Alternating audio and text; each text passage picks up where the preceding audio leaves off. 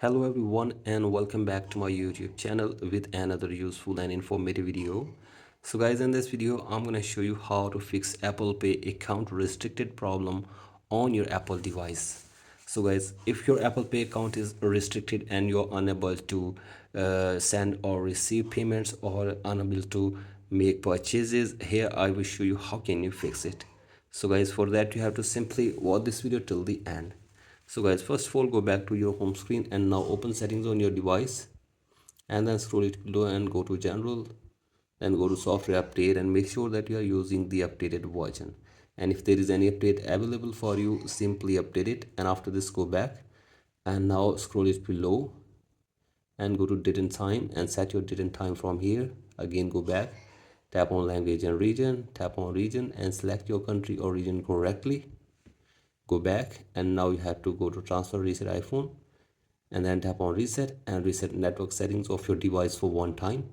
After this, go back and check if the problem is fixed or not, and if the problem is still there, then force restart your device for one time. For that, press and release the volume up button and then down and keep holding the power button until your device restarts.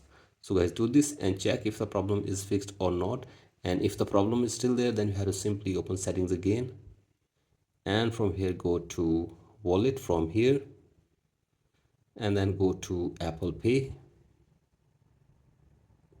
and from here you have to simply remove your Apple Pay services for one time from your device, and after this insert or enter the Apple Pay account again on your wallet app again. So guys, do this and after this check if the problem is fixed or not, and if the problem is still there, then you have to simply open the support app, and from here you can get any kind of help regarding this issue from the Apple team. So guys, you have to simply explain your problem to the Apple team in a brief way, and after this they will try to fix this problem for you within 24 hours.